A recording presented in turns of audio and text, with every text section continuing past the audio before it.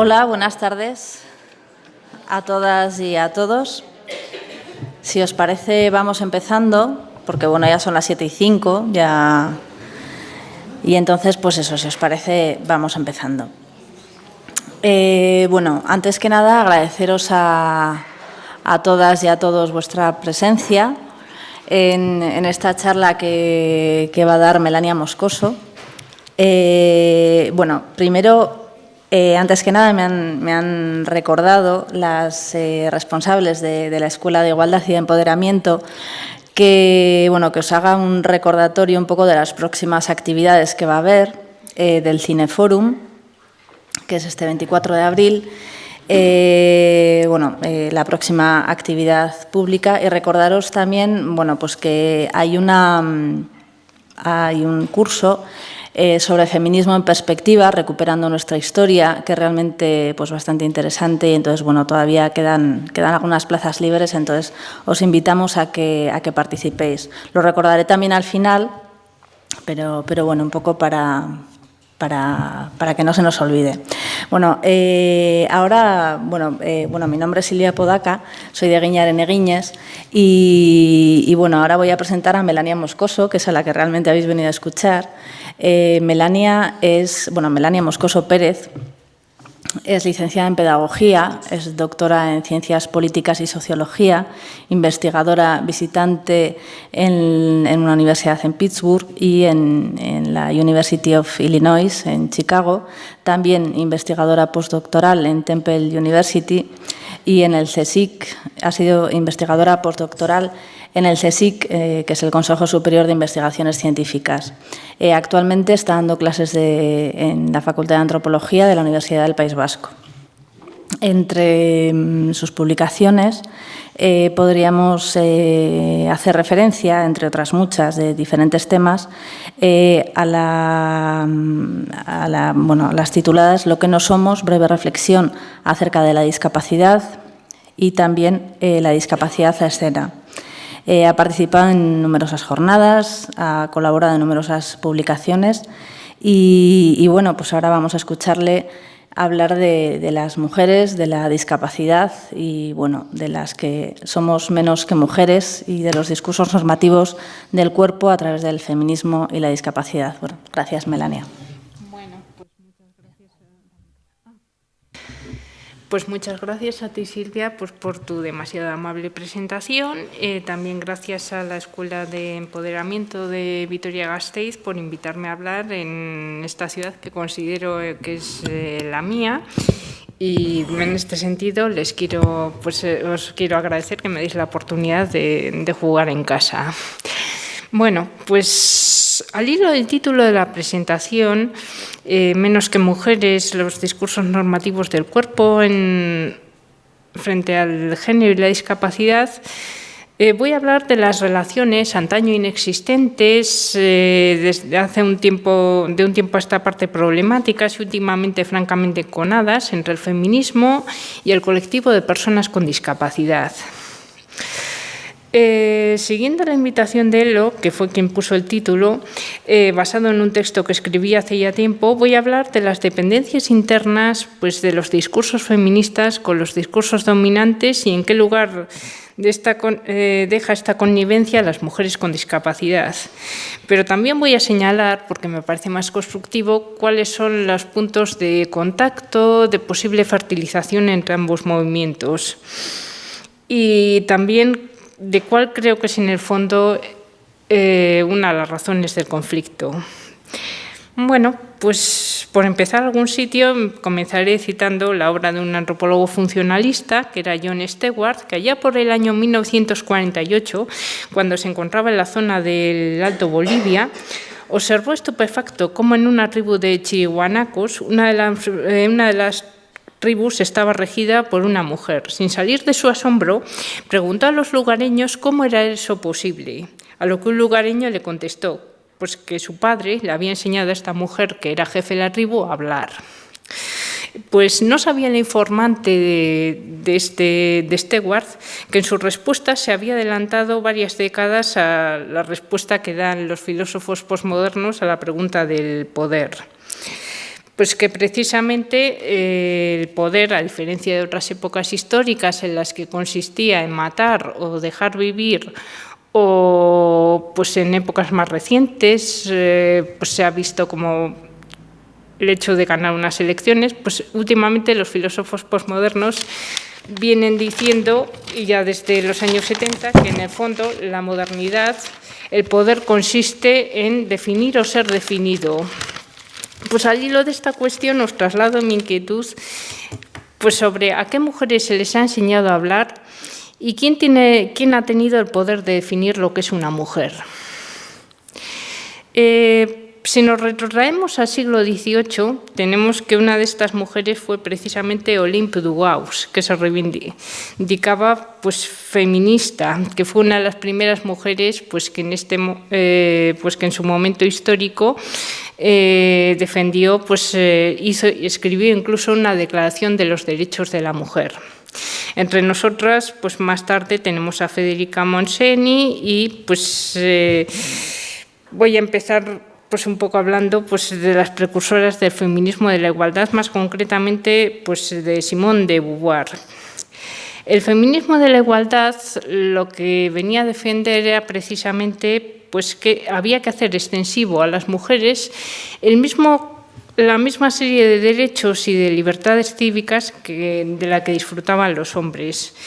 Así, Simone de Beauvoir afirma en El segundo sexo pues, que la emancipación de la mujer pasa por reclamar su función de sujeto que le ha sido hurtada pues, por su dedicación exclusiva al matrimonio y la maternidad. Simone de Beauvoir quiere que las mujeres sean personas en igualdad de condiciones que el hombre para incorporarse al mundo del trabajo y a las distintas esferas de la vida cotidiana de forma autónoma. Desde esta perspectiva, la subordinación de las mujeres se produciría en su condición de esclavas de la especie, es decir, en la medida en que son casadas y están fértiles.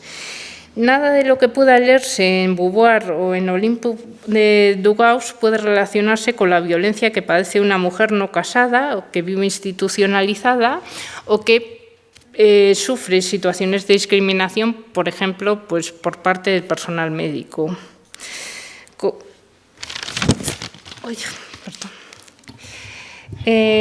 Al feminismo de la igualdad cabe atribuirle pues una serie de conquistas sociales innegables. Por ejemplo, pues el haber creado los cuadros, o sea, el sistema jurídico que regula, por ejemplo, la no discriminación salarial, aunque no se cumpla, pues la participación social de las mujeres en todos los ámbitos.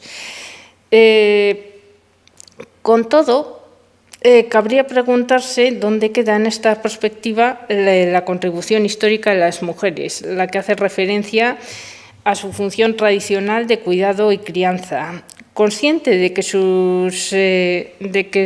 sus antecesores, el feminismo de la igualdad, había hipostatizado pues, un sujeto político, es decir, había puesto como modelo imagen del sujeto político una versión lo había calcado el hombre, pues Carol Gilligan, que era una psicóloga de los años 70, que trabajó junto a Lawrence Kohlberg, quiso establecer un modelo alternativo de desarrollo psicológico que reivindicaba las funciones del cuidado y la vulnerabilidad como sustantivamente humanas. Ella pretendía expandir el concepto de persona y, más concretamente, crear formas alternativas, aunque de hecho nunca llegó a desarrollar las variantes políticas y las vertientes digamos, de participación asociadas a su teoría psicológica, pues que diese más opción a pues eso, a las teorías del cuidado y de la vulnerabilidad. Carol Gilligan subrayaba la importancia y el valor de aquellas actividades como el cuidado y la corresponsabilidad. Quienes hablan, en este caso, en las feministas de la igualdad, son, como se ha puesto de moda, son, en este caso, quienes han puesto en valor pues, los conceptos de la vulnerabilidad y del cuidado. Las mujeres, para el feminismo de la diferencia, son, por tanto, aquellas que son capaces de cuidar, que son capaces de hacerse responsables de los que les rodean y son capaces, se definen pues, su autoestima y su contribución a la sociedad por su capacidad de cuidar de su entorno y contribuir a unas relaciones interpersonales más sólidas.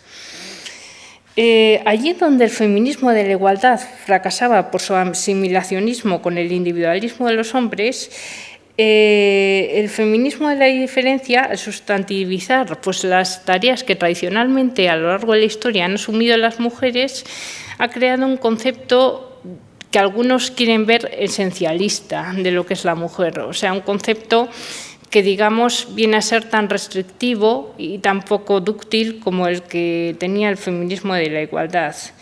Se trata de sustituir una esencia por otra, en un caso un modelo puramente masculino por uno igualmente abstracto, igualmente monolítico, innegociable, pues de mujer. En este caso, pues el feminismo de la diferencia no recoge las especificidades tampoco de la mujer discapacitada o puede no recogerlas en las medidas pues que es muy difícil reivindicarse como mujer en este sentido si necesitas ayuda o necesitas cuidados. Y por ello, pues incluso puede incurrir en nociones, pues Sole Arnau, por ejemplo, tiene un espléndido artículo sobre las perversiones del cuidado. Y puede incurrir en situaciones que incluso estigmatizan la dependencia en lugar de reclamar la vulnerabilidad. Por estas razones, a partir de los años 90, ha surgido pues, una tercera ola de feminismo, que es precisamente el feminismo de la deconstrucción, el feminismo queer. En este caso, lo que se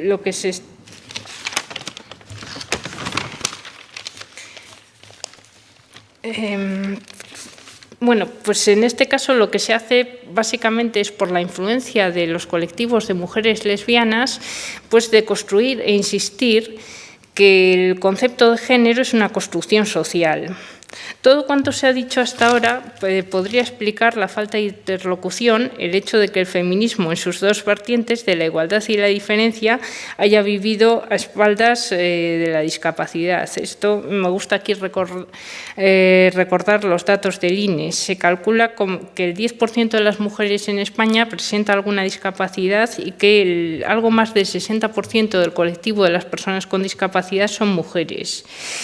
Pero aunque estas dos posturas del feminismo de la igualdad y la diferencia podrían explicar la falta de interlocución, no explica la hostilidad o el enconamiento que se ha producido entre ambos colectivos, sobre todo últimamente. Bueno, pues el sujeto político del feminismo hemos visto que en estas dos corrientes vive así escindido entre las aspiraciones pues, de la ética del cuidado, el que se expresa en la ética del cuidado y la necesidad de adaptarse a las exigencias del mercado laboral.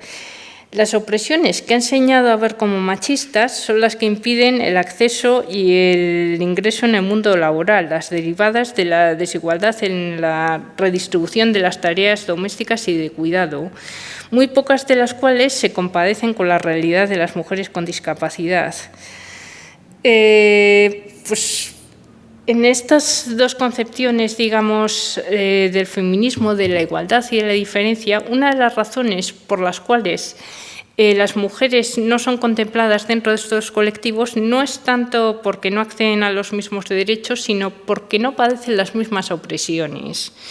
Es decir, las mujeres con discapacidad no han sido objeto de discurso del feminismo pues porque no han padecido el mismo tipo de opresiones, el mismo tipo de situaciones que el feminismo en sus dos discursos ha enseñado a ver como opresión. Lo cual no quiere decir, por otra parte, que las mujeres con discapacidad no padezcan situaciones de opresión, las padecen. Lo que pasa es que el feminismo no las reconoce como tal.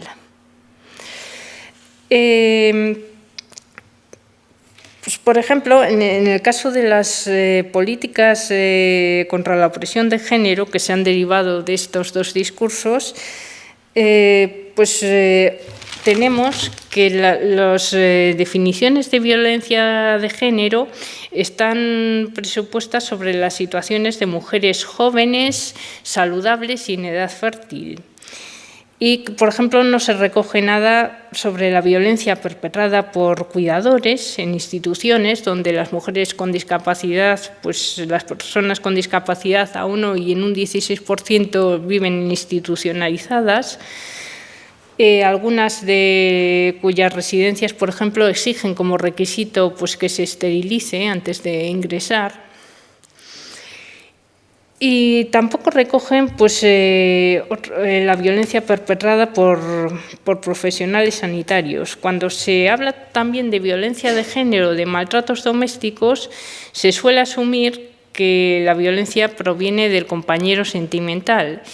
Y estudios que se han hecho en Estados Unidos, por ejemplo, hablan de distintas situaciones. Por ejemplo, un fenómeno que ellos le llaman el backdoor girl experience, que es la realidad de muchas mujeres discapacitadas, pues, cuyas vinculaciones sentimentales consisten en ser la pareja extraoficial de un hombre casado o emparejado. Y que precisamente esto está a la base de que el hecho de que muchas agresiones de género perpetradas por lo que ellos llaman intimate partner violence no salgan a la luz y no se denuncian, porque es muy difícil pues, que tu entorno social admita pues, que eres amante de un hombre casado y que sin embargo te está agrediendo. Pues claro, ¿cómo se gestionan las situaciones de abuso en estas circunstancias? Luego también hay que decir pues, que los conceptos de violencia de género tampoco en ninguno de estos casos se contemplan las zonas grises del consentimiento, es decir, cómo se manejan cuando se tiene una discapacidad, sobre todo un trastorno generalizado del desarrollo, problemas de comunicación, todas esas fronteras grises que intervienen en las relaciones interpersonales. Pues, y que en el fondo hacen que la categoría de abuso o de violación pues sea más difícil de precisar. Pues por ejemplo, el concepto de violencia de género que maneja el feminismo supone pues, opciones vitales que no están siempre al alcance de las mujeres discapacitadas, es decir, el feminismo clásico está tan centrado en las desigualdades de salario y en la violencia que ocurre dentro de una pareja reconocida que muchas veces no da cuenta, carece de instrumentos conceptuales para dar cuenta de todas esas situaciones específicamente patriarcales y machistas que padecen las mujeres con discapacidad. Ante esto, pues la tercera ola del feminismo pues, ha sido un importante estímulo a la hora de fomentar también la inclusión de otros sujetos de los feminismos periféricos, de otros sujetos dentro de lo que es la categoría de mujer, de dar voz y de hacer que hablen, como le ocurría al informante de Stewart, que hablaba de esta mujer que había aprendido a hablar de su padre, no por a otras mujeres como son pues, las mujeres de raza, las mujeres de color y también las mujeres con discapacidad. Sin embargo, esto plantea importantes interrogantes. Desde el punto de vista, ¿cuál es la dirección a seguir? Si por un lado decimos que precisamente las mujeres con discapacidad no son reconocidas como sujetos políticos más que porque no tienen los mismos derechos, porque no sufren las mismas opresiones, ¿cuál es la dirección? Posibilitar que las mujeres con discapacidad tengan acceso a que haya doble jornada para todas, ¿O hay necesariamente que casarse y tener pareja para hacer valer tu condición de mujer maltratada? Este es el sentido de cuál es en el fondo la dirección de avance y de expansión de posibilidades vitales en el sentido.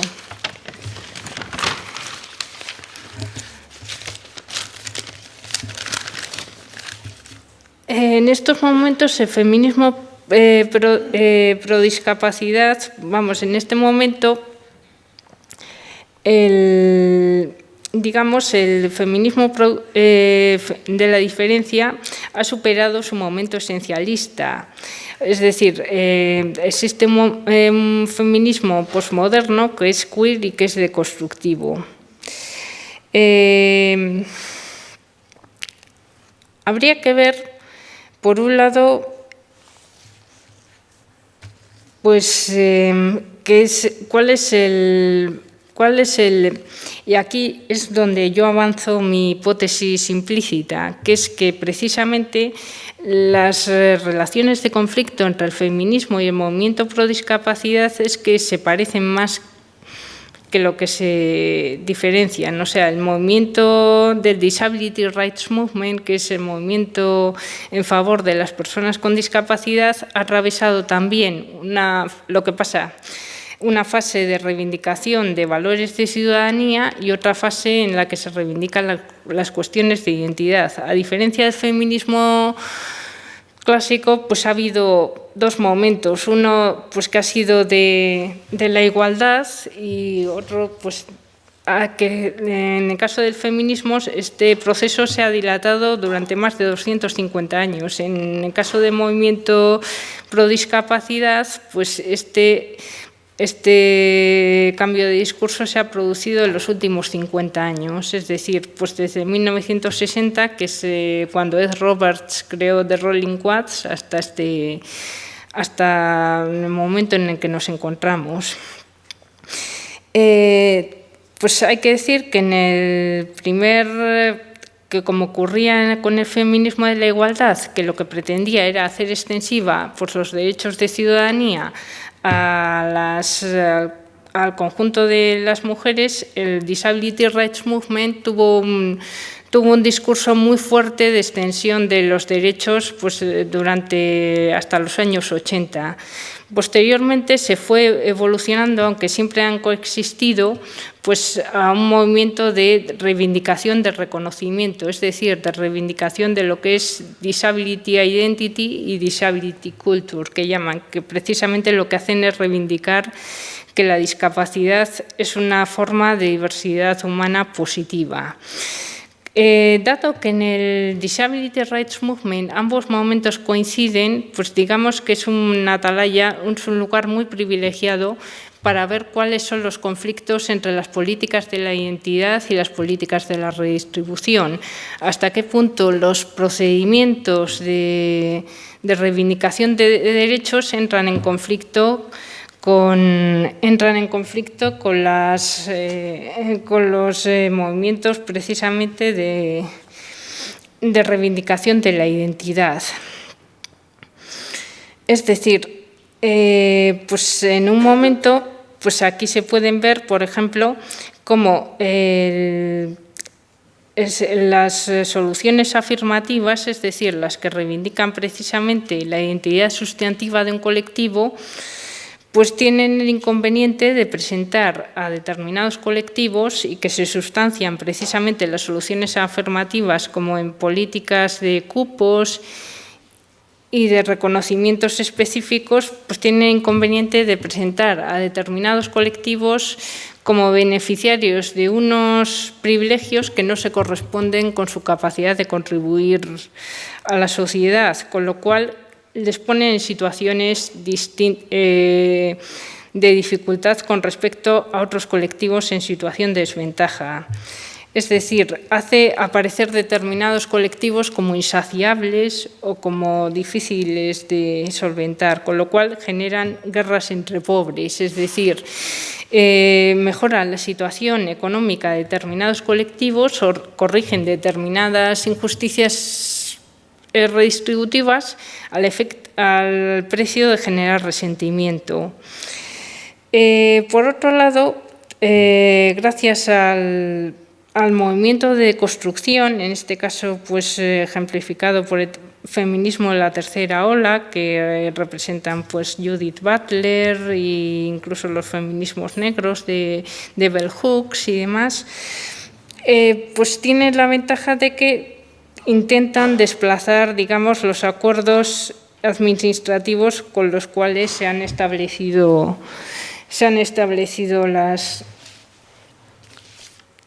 los acuerdos de participación social.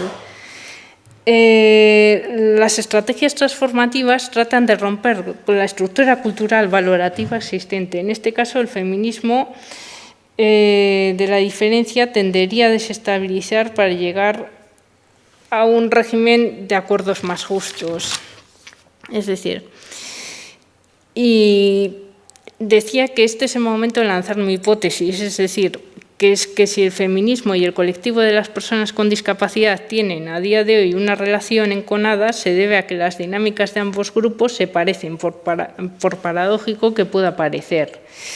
Allí donde el feminismo ha hecho suyas las concepciones de una mujer del patriarcado y allí donde la presión por género tipificada es aquella que padece la mujer joven y que se ajusta a los cánones de juventud y belleza del patriarcado, se ven frustradas, o en cuanto mujer que ve frustrados sus anhelos de progreso laboral, el movimiento pro discapacidad ha convertido estas mismas opciones vitales que el feminismo ha enseñado a ver como presión en objeto de reivindicación. Aquí habría que ver si se trata de reivindicar la doble jornada para todas o el derecho a que a todas las mujeres, con independencia de que tengamos discapacidad o no, nos maltrate nuestro marido.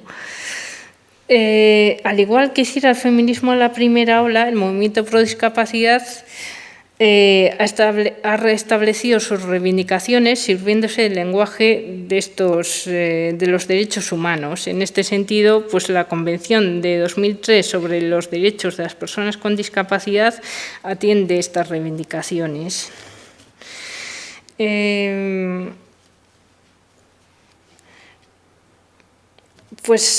Y hay que decir que también el Disability Rights Movement no solo ha tenido un momento, tiene junto a esa reivindicación de derechos una reivindicación de reconocimientos, que es precisamente la que se expresa en lo que yo he llamado el giro etnocultural o el giro cultural del Disability Rights Movement. ¿En qué consiste este giro cultural? Pues bueno, que ha establecido un sujeto político que está sobredeterminado, no en este caso en las condiciones de las mujeres jóvenes y capaces, sino sobre las personas con discapacidad que tienen movilidad reducida, en detrimento de la diversidad interna del colectivo.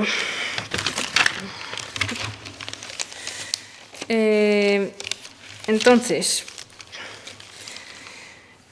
allí donde el feminismo de la igualdad hacía suyo el universalismo que no pretende otra cosa que hacer extensivo al mundo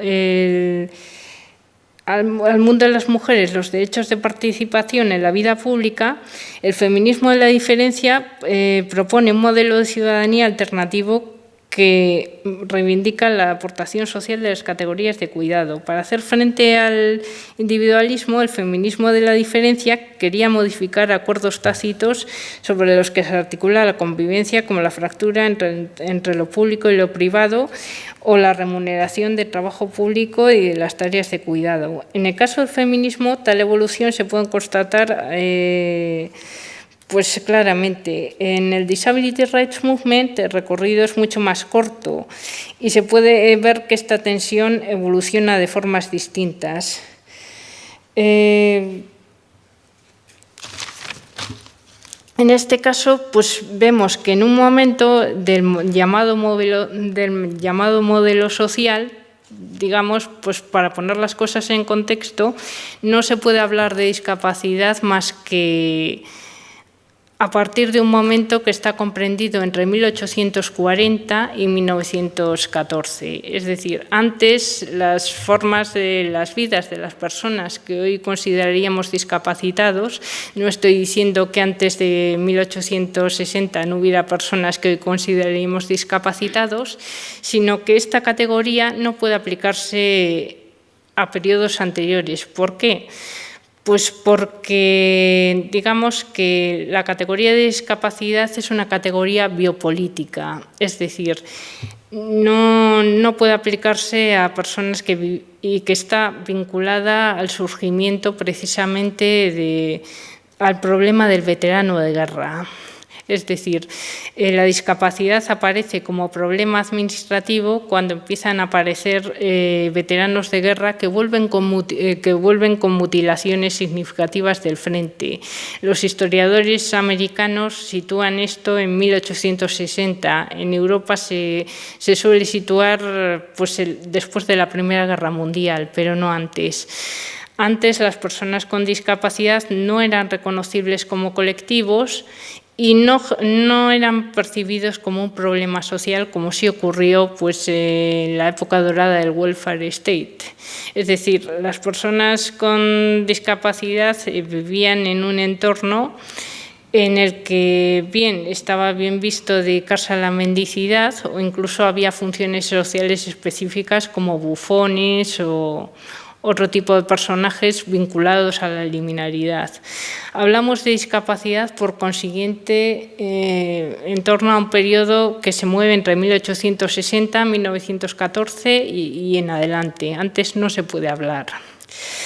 Primero hay un modelo médico en el que precisamente está basado en el concepto de déficit y de defecto, y posteriormente hay un modelo social que distingue el concepto de disability o opresión social vinculada precisamente a la diferencia corporal e impairment, que yo suelo traducir como daño corporal, pero podría ser déficit funcional, por ejemplo,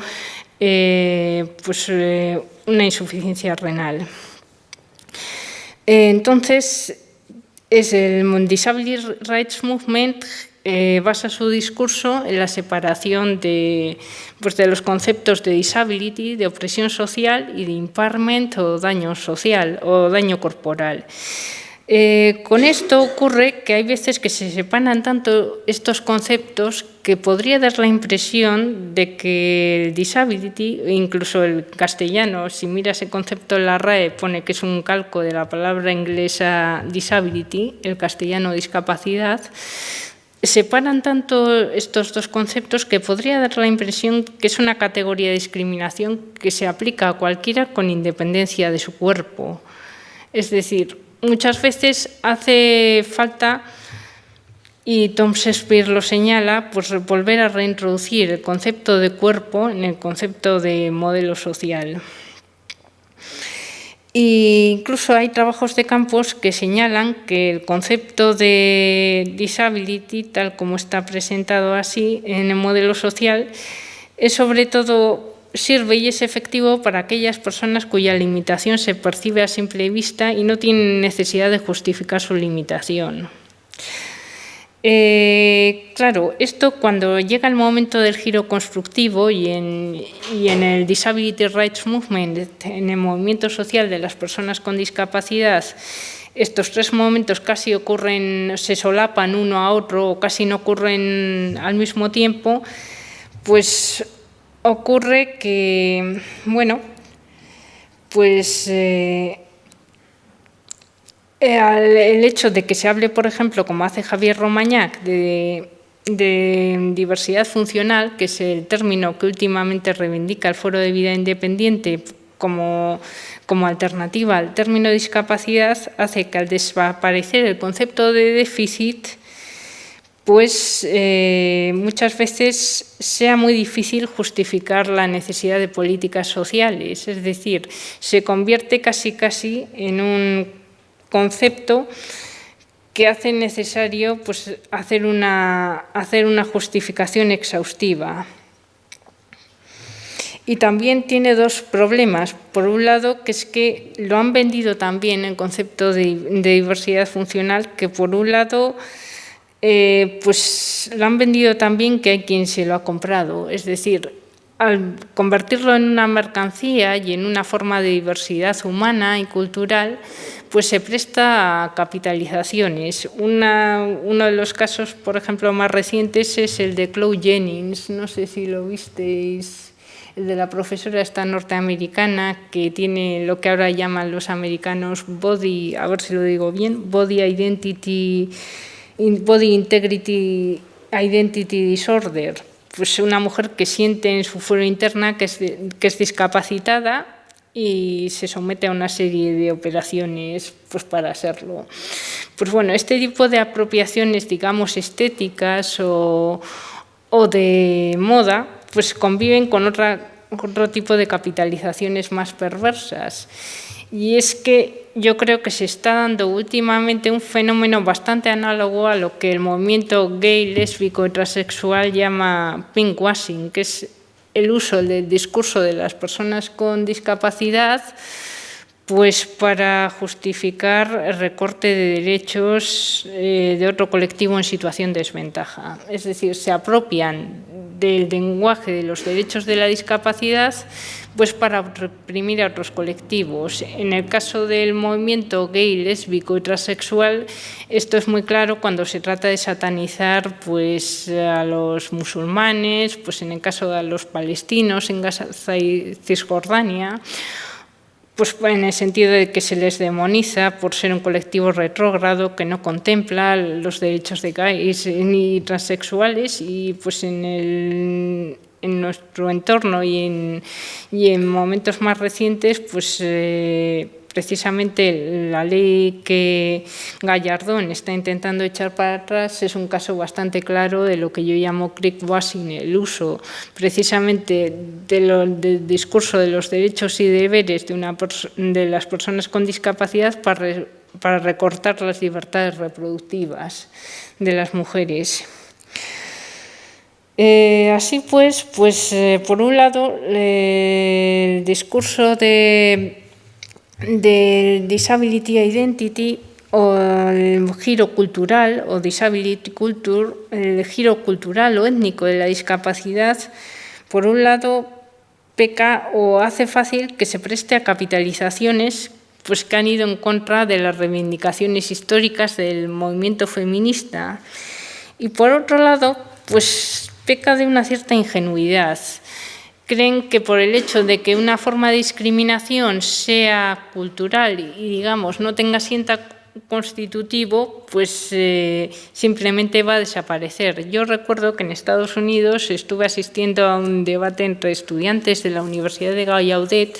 La Universidad de Gallaudet en Washington es una universidad que utiliza la lengua de signos como lengua vehicular. Entonces estaban hablando con otros colectivos de discapacitados y ellos decían, pues no, nosotros es que no somos discapacitados, somos una minoría lingüística.